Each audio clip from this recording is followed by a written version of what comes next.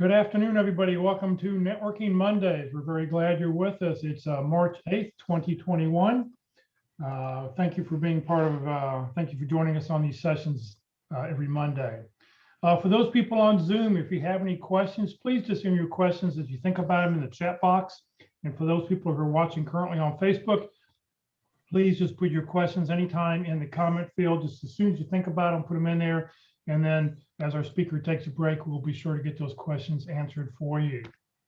Please note this event is being recorded and is currently live on Facebook. The recording will be on the Career DFW Facebook page and on the Career USA YouTube channel for others to view in the future. By participating in this event, and if you post a comment in the chat box or have your microphone or camera on, you give consent for your comments, name, and picture to appear. Good afternoon, everybody. My name is Jeff Morris. I started Career DFW back in 2008 to help the unemployed in the Dallas-Fort Worth area by trying to put everything I could think about in your job search in one place. In 2012, I started CareerUSA.org after being invited to go to the White House and deciding that nobody else was, after figuring out that nobody else was doing anything on a larger scale like Career DFW. So I decided to help people outside the Dallas-Fort Worth area. I've written a book called What I've Learned About Your Job Search that you may not know. It's available on Amazon. I've been facilitating and leading the North Dallas Plano Career Focus Group since 2007, and I've been a member of the practice interview team since 2017. Well, each week we're going to have a different speaker talking about networking. I mean, this would be a great little quiz here to see, can you name all the people on this page? But I've got a great selection. In fact, I have 3 more pictures I need to add to this. So I've got 3 more names to add. So every week we're going to have somebody different talking about networking. And to me, I think this is, just a fascinating way to do this because you're going to hear a different point of view from each one of these people and what do they think about. So, as you listen to each speaker every week, please just hopefully you'll take away one or two things and maybe apply them in your job search as you're going every week. So this week, our speaker is Kurt VandeMotter. For those people who've been part of our LinkedIn presentations on Tuesday, Kurt is one of our 4 speakers who talks about LinkedIn. And when I told him what we were doing, he said, yes, I want to talk about networking. So Kurt, thank you very much for being here, and it's all yours. Myself. Well, thank you. Thank you, Jeff. And thank you everybody for participating today. I think that one of the first things I want to make sure everybody understands is that this meeting, this opportunity is really about you all. And so if you've got questions, Jeff he is kind enough to manage the inbox and any chat that might be going on and questions. So if you've got a question, it's all about you. It's not about me. I've got enough content to talk to you all for about an hour today, but I'd much rather answer your questions than to just talk about what I think is important. So I'm going to get up from my chair for a minute. I'm going to shut my office door. Hold on a second. Sorry about that, guys. I've been without a house for 8 months and we're moving in today. So it's wow, fantastic. Yeah, thanks. Okay, so let's just start off, and I have an outline that I'm going to follow. I'm not going to read it verbatim, obviously, but I did a presentation for a couple of years with the SMU executive MBAs, and so I've got some content that I think is going to be relevant and is still relevant to what this is about. But the first thing I want everybody to think about is that your network is your net worth. I'll say it again. Your network is your net worth. And especially if you're on this call because you're in a job seeking opportunity right now and you're looking for a new opportunity, you all have a much larger network than you might be giving yourself credit for. So some of the things I'm going to make suggestions that you do, I'm confident that some of you are already doing these things, but let's just get started. So why would you, or what are the reasons that you would network? So you might be, in a career research stage.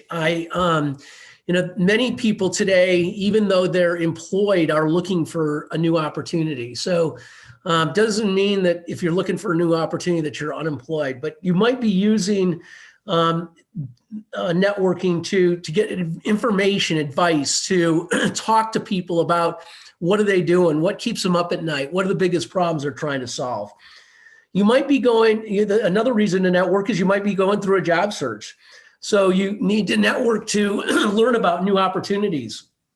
And in many cases, the networking that we're going to be talking about today is networking that you're going to do and in helping you prepare for that job interview or getting that opportunity to have a conversation with somebody in the company. And so networking is not just, just do you have a job for me, but it's to, once you identify a company and you're going through the interview process, before you even start the interview process, if you haven't done some significant networking within the organization to learn about what keeps them up at night, what are the biggest problems they're trying to solve, and some of those big questions, and you're really missing out on getting yourself even more prepared than you might have been just by looking at their website. And then another reason you might network would be for just career development, to maintain awareness of new opportunities. I met a young man recently. He is confidentially, I'm not going to share his name or the company, but he's in a manufacturing facility, manufacturing environment. He's a very senior executive, and he's only 33 years old. He's been with this company since he graduated from college. He actually did his internships there. And so he's being grossly underpaid. And it took the COVID for him to find the time to reach out to certain people and to start having conversations. And so now he is, he's got a very good job with a very good company, but he is actively looking for new opportunities so that he can advance his career, not only title-wise, but financially as well. So that's another reason that you might network, is just overall career development. So in order to really take networking serious, it's important that you kind of identify what your networking goals are. Okay, so similar to developing your strategy for your job search, but what are your goals? The fact is that we should all have been and should be networking all the time. But unfortunately, we get busy and we get in a rut and we don't make time to network. And so some of you are having to dust off your networking skills because you haven't been doing it as effectively or as often as you should have been doing it. But you're trying to effective networking. You're going to get information. You're going to make new connections. It's a way to get to a job, but it is not the end all be all to getting a job. That job search requires many pieces to the puzzle that have to be put together, and networking is just one of them. But we want you to, and as you look at your networking, we want you to go broad, okay? And by broad, I mean that we'll talk about this a couple of times, but when somebody comes to me and they say, and many times, and this is happening all the time, it seems like all the time now, but I get calls from candidates and it's, I've never had to look for a job. I've always been recruited or had a job. This is the first time that during COVID, I became unemployed, and I've never had to look for a job. So I don't even know what to do. And so in that conversation that I have with that executive, one of the first things I recommend to candidates that they do is they activate their network. And so let's talk about what that looks like and how that looks in your vernacular. So activating your network is making a list, literally making a list of all the people that you can remember that you've worked with, worked for, people that you've called on. They might have been clients or customers of yours. You might look at people that you've met at trade shows. Maybe you've got a stack of business cards that you keep, that people that you met on airplanes while you were traveling. You can see where I'm going with this. This is a very large list for most people, and it takes a lot of time to activate that network. Now, after you've identified that network and you've made a list of those people, then we'll talk again about prioritizing that list, because if you ask me to make that list, I might have 1,000 people on it, and I can't contact 1,000 people probably in 3 months or 4 months. That's all I did every day. If I called people, once I got people on the phone and had conversations, it would take me a long time to make those phone calls. So we want to then prioritize that list into the people that really know you the best. Okay. Now, don't take any shortcuts here, because I don't want you to just make a list of the people that know you the best and leave off all those other people, because those other people are very, very important, okay? But they're not as important to the people that know you really well and that can give you advice and will have a conversation with you, okay? So that's the very first thing that we want to do, is we want to activate our network. We want to make a list of our network. Let's talk real briefly while we're on that about recruiters. And I'm a storyteller. Jeff knows this. When I graduated from college, I wanted to go into sales and marketing, and people said, you should go talk to IBM, they're hiring people, and you should go talk to Aetna, and they're hiring people, and Pepsi's hiring people as well. And those are 3 companies that I actually literally did talk to and interviewed with and considered opportunities with. I chose the Pepsi-Cola route. But the point is in today's world, as we look at companies, target companies, or if you look at recruiters, in the old days, recruiters would call people. So I went to work for Pepsi, and they would call me and they'd say, hey, Kurt, we're doing a search for a new division manager for a consumer packaged goods company in the Michigan market. Who do you know? And I just make a list of 3 or 4 or 5 people that I see in the grocery store and that I knew. Okay. And if it was a real interesting opportunity, I might raise my hand and say, yeah, but maybe I'd be interested in that as well. Well, recruiters use the same methodology today as they did before. So we will find you as a candidate. You don't have to spend a lot of time building relationships with recruiters, okay? If you've got 2 or 3 or 4 recruiters that you've used in the past, they've either placed you or you've hired them to help fill positions, then those are recruiters that you want to try to build relationships with. But in general, my point here is recruiters are not going to be your best means to getting your next job, okay? So,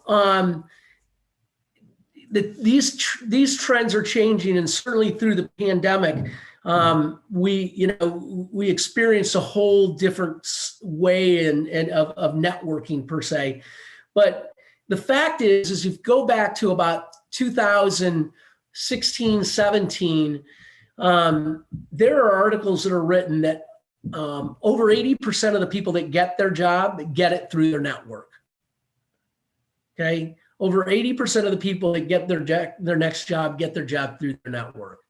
That's a pretty big number. Okay, so I would suggest that if you take your week, and if you're working 40 hours a week now on your job search, and you divided that up as far as in those 40 hours, what do you do during your search? If 80% of your time is not spent, or 85% of your time is not spent on networking, and you're spending it doing things like filling out applications and going to job boards and things like that, then you're probably wasting your time. So you need to get that networking number up. Again, much more difficult to do in a COVID situation. And we'll talk about how you can do it and ways that tools that you can use to open up doors. But the key is that networking is a key part of your job search, and you can't do it without it. So what do you get from networking? You build relationships. You enhance your social and personal circles of people that you know. It's a resource for things that are going on in the community within your industry. It could be just events that are even going on the internet. And there's a lot of events that you all can participate in, as you know. It's also a chance for you to potentially pay it forward. So networking should be looked at as not only a one-way door, but it's a two-way street. And you always want to make sure that you're keeping in mind your audience and referring or making suggestions where you can, because that's should bring significant value to your whole objective and the way that you network. And then it's just another way of gaining and getting access to information. So I talked a little bit about earlier that if you use networking as a way to prepare for an interview, what that might look like is that if I was getting an interview next week, let's just say that I've got an interview with Board & Dairy. So my interview is with Board & Dairy, and it's going to be a face-to-face meeting with their CHRO, the VP of marketing, and the VP of sales. So in a situation or a scenario like that, you'd probably go to their website, you look up what they do, you've looked at the job description, you've got a lot of information about the company, you've gone to their LinkedIn profiles, and you've looked at who they are, where they went to school, what they did, how they got to where they're at. Because there's going to be some kind of conversation that you're going to be able to web together just by looking at their LinkedIn profiles. But now take it a step further and maybe consider looking at people that used to work at Board & Dairy, okay? And maybe even finding somebody that recently left the marketing or sales area.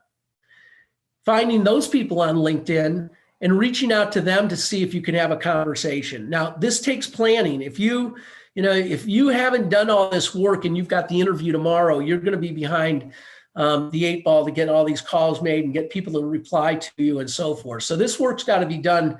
This takes a little bit of time and coordination. But you might find somebody that used to work for that company. And if they used to work there, I'd like to find somebody that maybe worked for these people or did some of the work. Maybe not the guy that left that job because that job is vacant because they fired somebody. So I don't necessarily want to talk to that guy, but maybe somebody, a gal or a guy that is in that department. And I want to ask them just questions like, what keeps them up at night? What are the biggest problems that they're trying to solve? If there are certain objectives that they've identified for this role, then you might ask them, quickly about, are these achievable? Or, these are some of the goals that they've set out for the new role. Are those even achievable? Now, you don't know this person, so they're not going to take a lot of time to talk to you. But that's the direction that you want to go. I don't think you should go in the direction of, what's it like to work for Jack? Or is Sally a real team player? Or any of those kinds of things. It's not what you know, it's really content that you're trying to get information from so that you can then have a more positive or maybe a more fruitful conversation in the actual interview. Somebody that used to work for the company, now find somebody that works for the company. Not as important that they work in that department, but maybe that they work for the company, that you can reach out to have a conversation about the same kinds of things.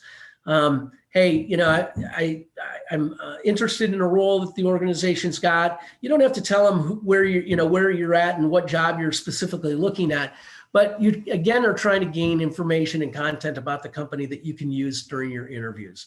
So those are some real important tools that if you're not using that today and you're not doing that heavy lifting in preparation for an interview, then that is an element of networking that you're really missing out on. So, why do people, let's stop for a second. Jeff, are there any questions that are coming up? No, the only, somebody did make a comment. You might get some good information from someone who was fired from a company too. Just take it with a grain of salt because the information could be slanted. Excellent. Thanks for that feedback. Great comment. So why do people shy away from networking? What are the things that why don't people network? So there's many, and you might fall into one of these categories, or you might have, you might be able to raise your hand for one of these, but I'm not asking for people to raise their hand, but there's many things. It's some people have the fear of rejection. It's the misperceptions of people aren't interested in talking with me about anything. The false belief that talking about myself and my strengths is self-centered. No, you are the brand and you're selling yourself. So you've got to sell yourself. It requires too much effort. It's a lot of work. Or I don't know how to network. So I'm really uncomfortable in there. This is a good time for us to talk about the people in the room that are not sales and marketing people, but might be finance, they may be HR, they might be supply chain. Generally speaking, people in different disciplines are less likely to endorse or to really enjoy the networking elements of what they do. And so, as an example, typically finance people, and I hate to put you finance people in a box, but typically accounting finance people, they don't feel comfortable networking, and they're afraid because they don't know what to say, and they've got a real fear of doing it. Well, in that case, if that's you, and again, you don't need to raise your hand, but if you've got one of those fears, I want you to find somebody that you can talk to on a weekly basis that is a sales and marketing person that can help teach you some of the things that you need to learn in order to better present yourself, okay? So it's okay if you've got one of these fears or one of these reasons that you're afraid to network. It's A-okay, but don't just accept it and move on. You've got to overcome that objection. I tell a story about when I was in college, my professor handed somebody a pen and said, sell me this pen. And that you go, well, gosh, it feels really good in my hand. It's got these nice cushions on it. It writes in a really nice blue. It doesn't smear. It's got nice space. You can put your logo on it. This happens to be a Marriott pen, good brand, nice pen. It's stable, it's sturdy. And I like the pen a lot. I'd feel comfortable giving this to somebody as a gift or just as a thank you. Well, now you are the big pen.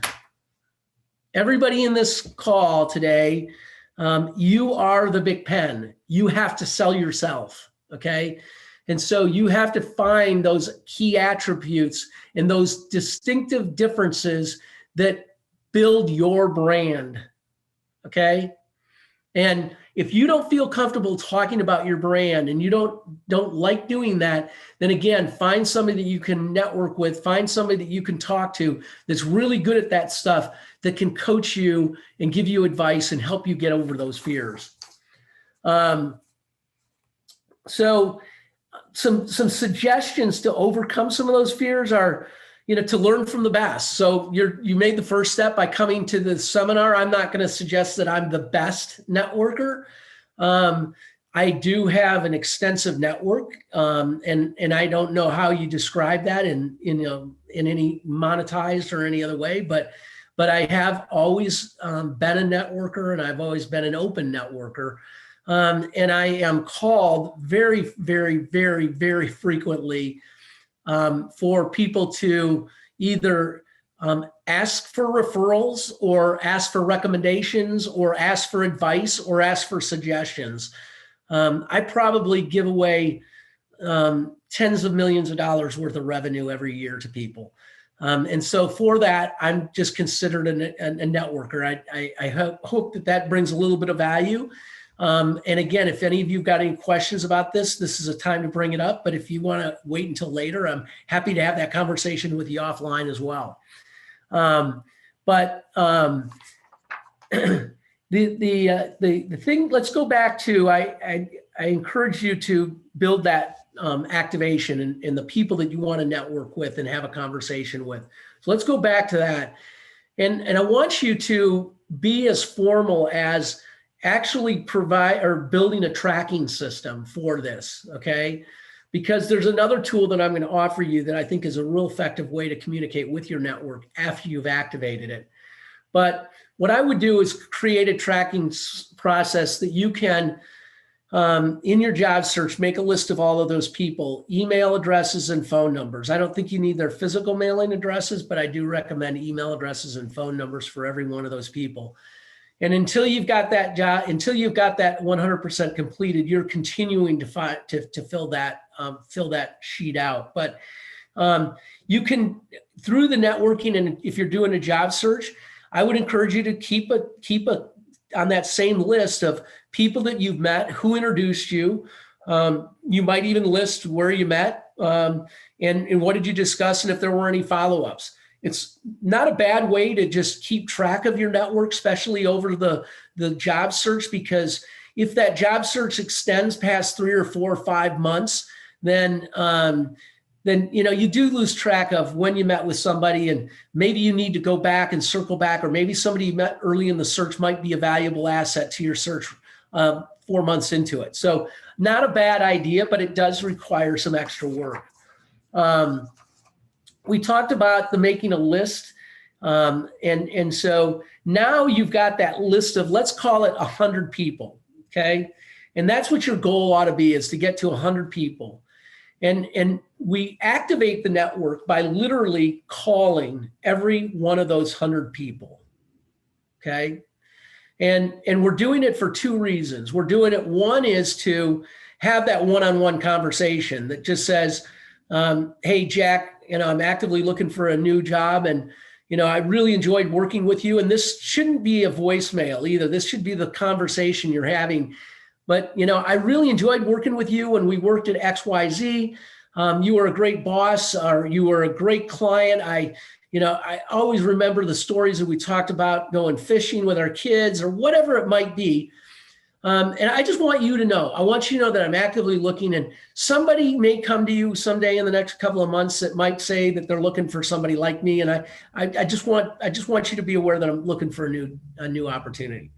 That then will generally go into another 30 or 40-minute conversation about, well, what happened, and what do you want to do, and who are you talking to, and have you talked to Bob, or did you talk to Mary?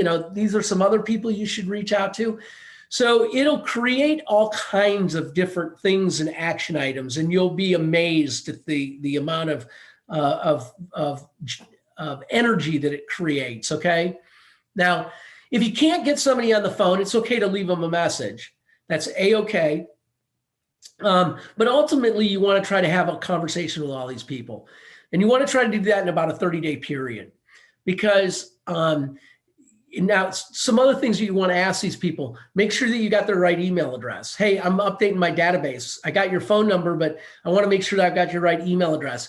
Some of the people on the list, you might have another box that you'd say, I know I'm putting the cart before the horse here, but so that I don't have to bother you later, could I put you on my list of people that I could use as a potential reference? Okay. So you might have a column for references that you check 6 or 7 names on that list, and you've got an easy place to come back to develop that list of people when the company says we need references, and you're scrambling to make calls and who do I talk to and so forth. You've got that heavy lifting already done. So now you've activated your network, but now the real key is, how do you continue to communicate with those people? Because every month you can't call 100 people or those same 100 people, but you've got to figure out a way to communicate with those people in a social media kind of a model. And the tool that I recommend is a tool that I should have been tracking for 15 years that I've been doing this, but I call it the prayer letter. And I know it's going to sound kind of silly, but this tool does work. So if you've got an instinct to make notes, take notes on this conversation. So the prayer letter is very simple. You've gotten this letter before, and you've gotten it before, and when you've gotten it, it says, read this prayer 10 times in the next 10 minutes and send it to 10 people, or you're going to die and go to hell. Okay, well, in a job search, it doesn't sound exactly like that, but it is one of those kind of letters. And here's what it says. It says, and what you do is you've got those 100 names, you maybe have 250, maybe you've got 400 names. You take those names and you take all those email addresses and you put them into a BCC. Okay, when you're sending an email message, you don't have to have a to and you don't have to have a CC. So you put everybody in BCC so that when those people hit reply all, nobody can see the names, okay? Nobody has access to that. So you put them all in a BCC, and then in the subject line, it says, great people know great people. And in the body of the email, it says, just as a reminder, I continue to look for new opportunities. And some of the target companies that I'm looking at this month include, and you give them 3 or 4 names of companies that you're actively looking at or talking to. And then it says, if you or anybody in your network has contacts with anybody in these organizations, or organizations like these, I would greatly appreciate an introduction. If there's anything that I can do for, and then in the next sentence, excuse me, it says, feel free to forward this on to anybody in your network. And then the last thing is you always want to pay it forward. If there's anything that I can do for you or anybody in your network, don't hesitate to call or write. I'll be back in touch in 30 days. So if you activated your network, you spent all that time, you had all those great conversations, and you leave it at that, you're failed. You will fail. Because 60, 90 days from now, every one of those people are going to forget. Most of them are going to forget that you're still looking for a job because they haven't heard from you. So they're going to assume. They're going to assume that Jeff got a job because he hasn't called or written since then. And we don't want anybody to assume when we're going through a job search, okay? So we want to keep them updated. You can take the format that I've given you and modify it every month so it looks crisp and clean. But it literally takes 5 minutes to prepare this email and to send it out. And again, remember your network is your net worth. So every month you're reminding your network, and it may take a month or two for somebody to get back to you. You might not get 25 people that say, hey, yeah, I know people here, I know people there. You're going to have to continue to lean in on your network and continue to activate your network so that they can work for you. But this tool, I'll give you an example. There was an executive that came to me through my network, and he had been the CFO of, very, very, very, very large family office down in the Killeen area. $billion family business. He had been with them like this other executive that I talked about. He had been with them. He was 45 years old. He had been with them for his whole career. He had worked his way up. He had started there as an intern, and he became the CFO of the company. And he had been the CFO for 18 or 20 years. And the new generation, the third generation came in, and they decided that they wanted somebody that was younger and that brought new ideas to the table. They didn't want that 45-year-old guy. And so he became unemployed, and he came to me, and he was one of those guys that was afraid of his shadow, in the sense that very good at what he did and very, very confident in his skills and so forth.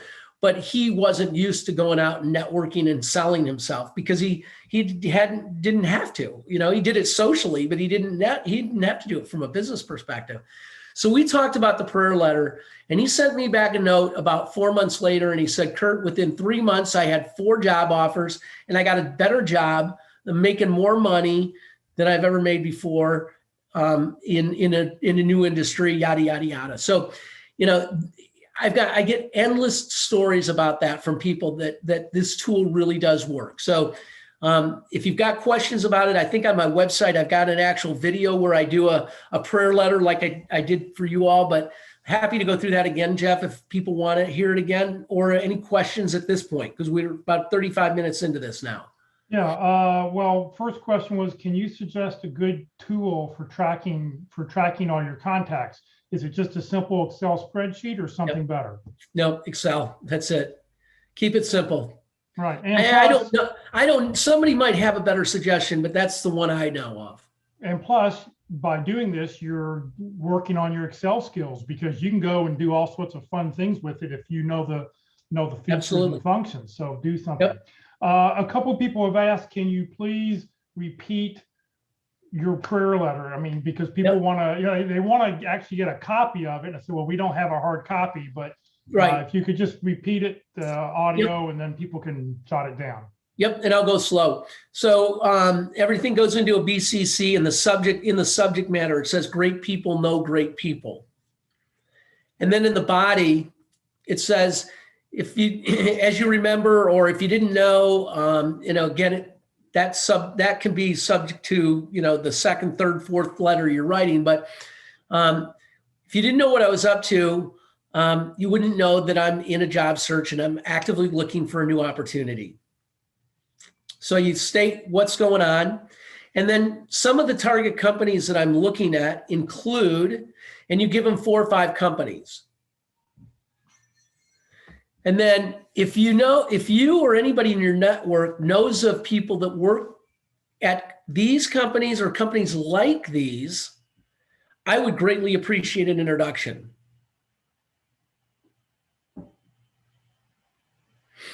Feel free to forward this on to anybody in your network. And then lastly, if there's anything I can ever do for you or a friend, don't hesitate to call or write. I'll be in touch in 30 days.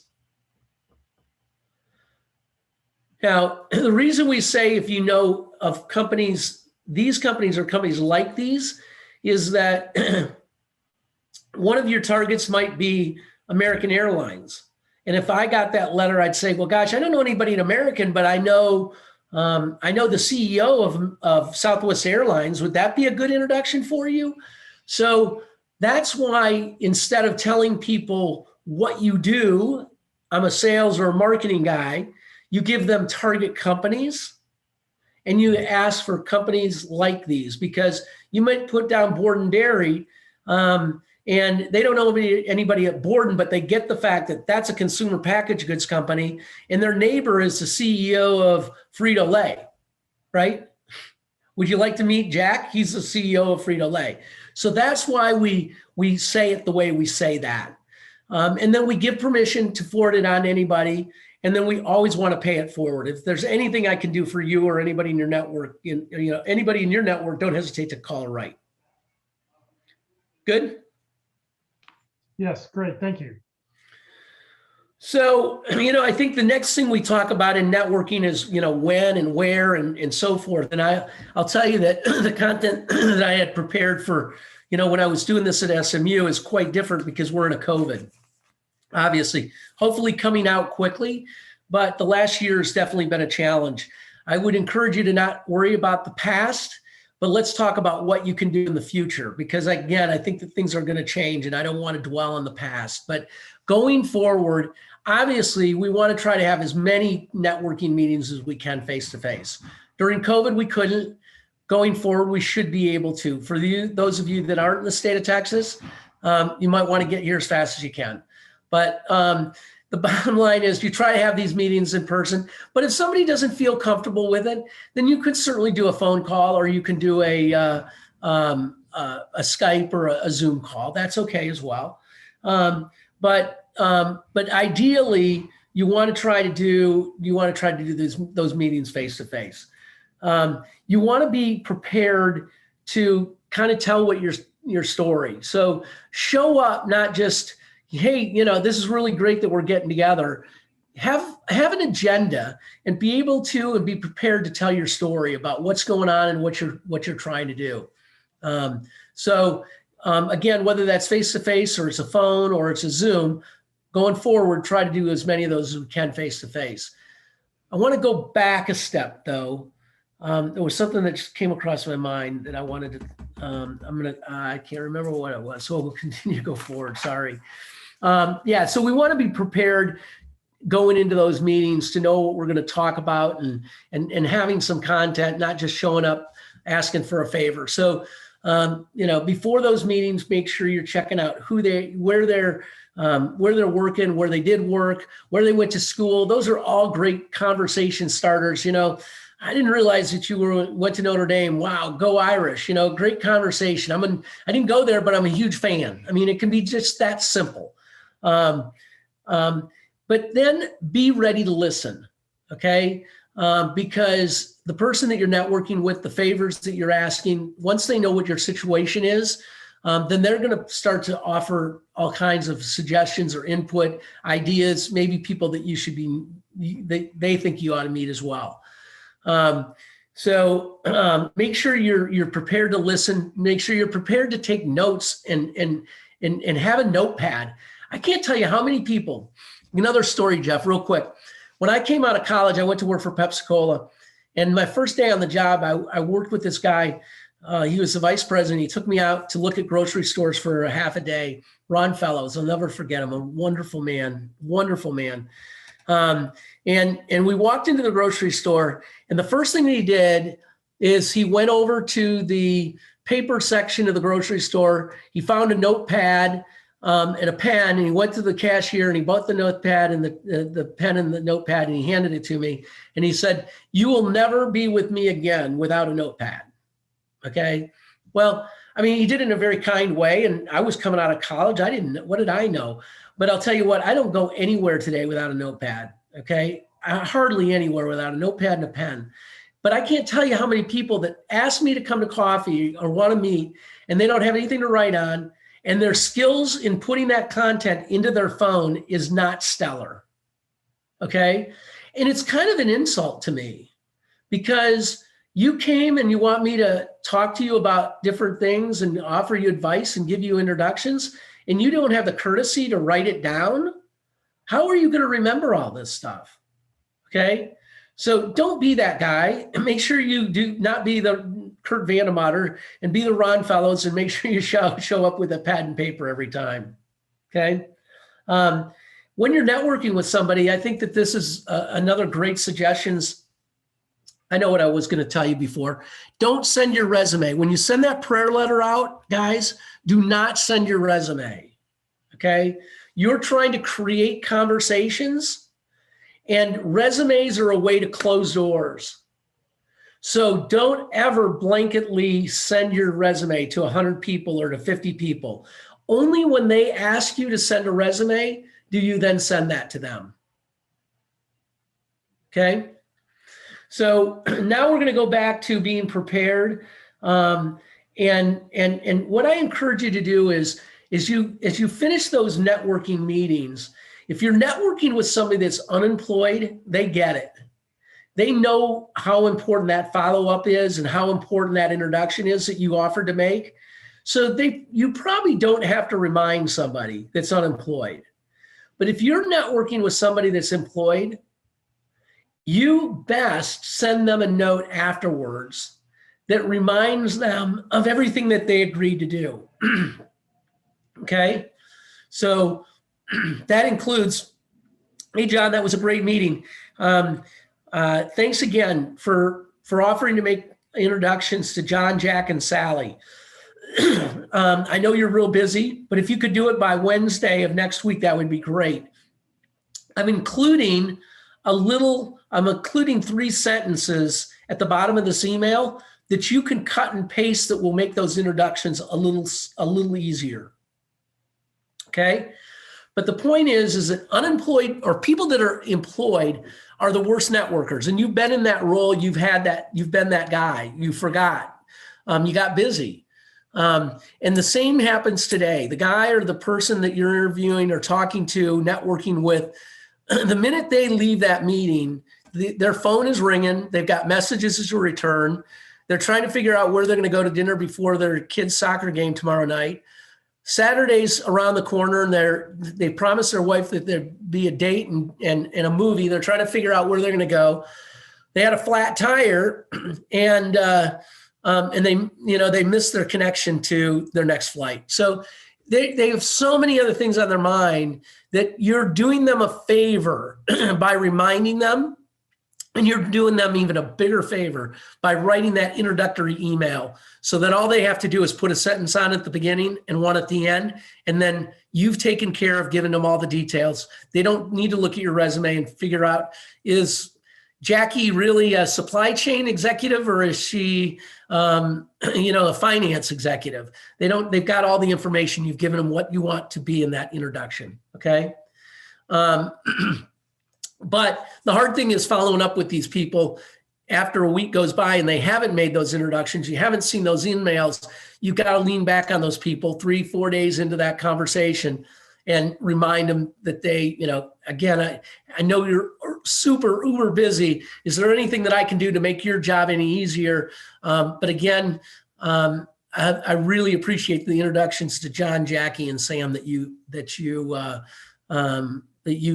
offered earlier. So don't hesitate to continue to remind people, and they won't be insulted because they're just busy and they forgot. Okay.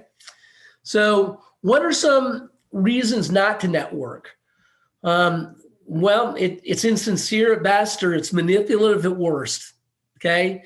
And people do it because it's they lack the confidence, or they fear that rejection.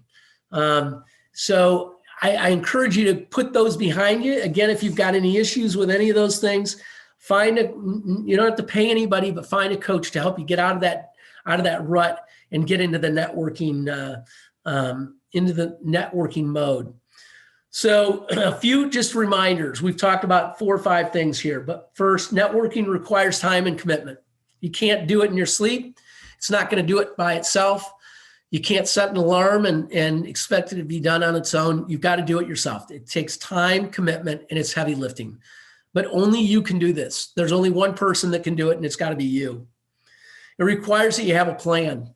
So make sure that you put that plan together, develop that list, identify who's on that target list. Who do you want to be on that target list? Some people that you want to meet. It requires follow-up. Okay, you can't just go meet with somebody and expect all the work to be done and I had a great meeting and I know I'm going to get 4 job offers, so I'm going to go play golf the rest of the day. Okay, doesn't work that way. It requires follow-up and it requires your attention. And then it takes time and solid communication skills.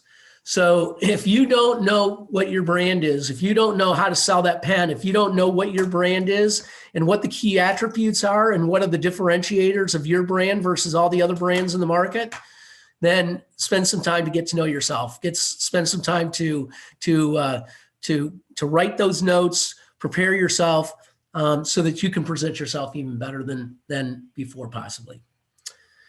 Jeff, we got to have some questions now. Well, really, no, not really. I do have a question. What do you think about bios, one-page bios? I like bios, but sometimes bios for a senior executive, a bio is excellent. But bios can come across as that you're trying to hide something.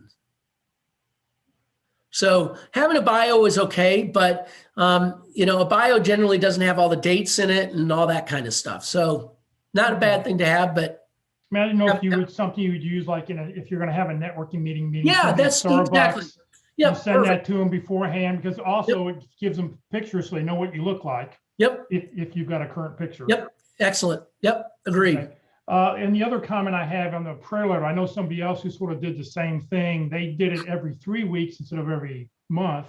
Right. In the very first paragraph, they put, especially if it was the second or third time, I want to thank the following. I want to thank Mary Jo, Sue, and Roy for their help last month. Yeah. Just as a reminder, here's what I'm doing. So, yeah. No, anything that you can do to personalize that is great. It's fairly generic, the form I gave you, but you're sending it out the 3rd, the 4th, the 5th month, and you've got to add some creativity to it. So absolutely, that's a great way to, you see, you're the recipient of one of those and you see your name on it. It's like, wow, they really did, John did care. He took the time to recognize that call I took with him. That it's appreciative. Right. Questions people have out there. If you want, you can unmute your mic, ask your question. Or if you're on Facebook, you can enter your question in the comment field. Anybody? Well, I think we did it. Good. So Jeff, there's one other thing I want to throw into this, and it's not in the networking subject, but I want to throw it out there because we've got about 41 participants on Zoom, and I don't know how many on Facebook. But I had a recent experience that I want to share with candidates, and because it also requires some preparation and some practice, and it's around the subject matter of thank you notes. And it's a step above thank you notes, and it's something that people are doing today, and it's a video thank you. Has that come up in any of the subjects and conversations that you and some of the other people have been having over the last couple? It has. I think the question becomes, number one, it has to be short, maybe less than 60 seconds, because Correct. It needs to be a small enough file that you can attach. And number two, there are people out there, if you're at all security conscious, you're not going to open a link if you don't know what it is. Yep. So unless you put something in, you just can't send the video. You've got to still put a comment on there. I hope you'll open my video Yep. thank you note or something. Yep. And so those are two very, very important points. And maybe I should write a blog about that 30 to 40 second thank you, but you're absolutely right. It's got to be short and to the point. But I think even the bigger question is I had a candidate that was interviewing for a chief administrative officer position recently with a very, very, very large organization, multi-billion-dollar family-owned business. And she asked me as a final meeting, she had the meeting with one of the most senior executives in the organization before she was invited in to meet the COO. And she said, do you think it's appropriate if I send a video? And it was the first time ever a candidate had ever asked me this. Okay, Jeff, that was the first time. And it was just like 45 days ago. And I said, gosh, I don't know. I said, this is a really conservative organization, but, if that speaks to you and you feel confident in doing that and you had a really good exchange with the person, then, go for it. It's a differentiator, I can't tell you if it's going to be a good or a bad one, but it's a differentiator. So she did it and she sent it. And the next day I had a call with the executive team, and the person that she sent it to got it within seconds of her sending it, opened it up, absolutely loved it, went into the CEO of the company, and it says, look at, this is potentially a new employee of our company. Look at this. This is amazing. Took it over to the COO. So I just want to encourage people, if you don't feel comfortable doing it, don't do it.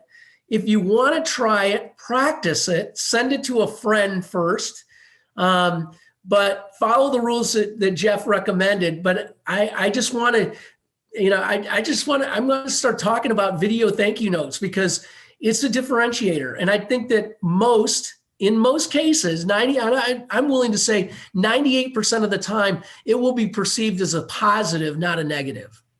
Okay. And one other thing about thank you notes that I have, read a little bit about is that if you're sending a thank you note, so you can just type it up in an email, but even better, go ahead and handwrite it out, scan it, and then send that scanned version showing that you took the time to handwrite something personally, because you may not have their email address, or you may not have their physical address because everybody's working from home. If you were to mail it to a company, it could be a month before somebody picks up their personal mail. That's right. Yep. Good point. Great recommendations, guys. I hope everybody's enjoyed this call. Jeff, thank you. I'm going to back off early because I've got something I'm going to go run and do. But as always, you guys, Jeff is a rock star, and he does this out of the goodness of his heart. He doesn't get paid to do this. And so thank you, Jeff, for all your work and dedication to everybody that's on this call and all the millions of lives over the years you've been doing this that you've impacted. Thank you very much for everything you do. Well, Kurt, thank you very, very much. Thank you. Great. Kurt will be with us in a couple weeks to talk about LinkedIn from his perspective and how he uses it. So you can join us for that then. So next week, our speaker is going to be John McDormand. He's the managing partner at Transition Consulting. He's going to talk about how to network from your network. I think you heard Kurt talk about that today, that your network is your net worth. So for those of you who don't know John McDormand, he actually ran the Monday night career transition workshop down at the church on Douglas and Northwest Highway. And there would be 300 or 400 people at that Monday night meeting every week. It was a 13-part or 12-part meeting, 12-session meeting workshop. And I know personally, I got a job by going to that meeting and actually networking with somebody. So you never know. So John will be our speaker. He's a great speaker. He's very funny, got some great stories. So hopefully you'll join us again next Monday. Just as a reminder, we're putting on stuff every day of the week now. Monday's networking, Tuesday LinkedIn, Wednesday interviewing, Thursday effective resumes, all at 1 o'clock, and then Friday morning, the North Dallas Plano Career Focus Group. Tomorrow on LinkedIn Tuesdays, our topic is going to be how to use LinkedIn for job hunting, strategies that gets results. On Wednesday, we'll be on session number 10. It's a 13-part seminar, and you can see all the past meetings, all the past workshops on the Career USA YouTube channel, which I'll show you in just a second.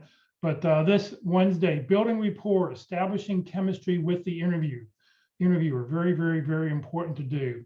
This Thursday, resume tips and tricks, and you'll have an opportunity to win a unlimited use of jobscan.co for a 1-month period.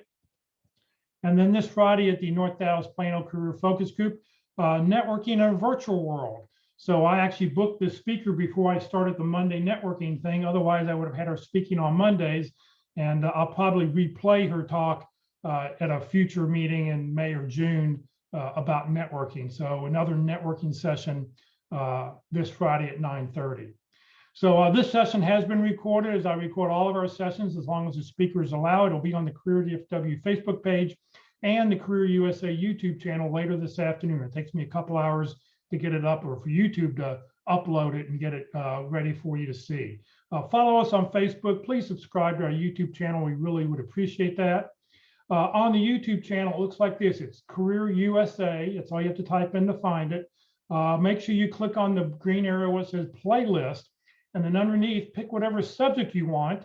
And don't click on the video, but click where the red arrows are, where it says view full playlist. And that way you'll be able to find the topic of whatever subject is you want in that particular playlist.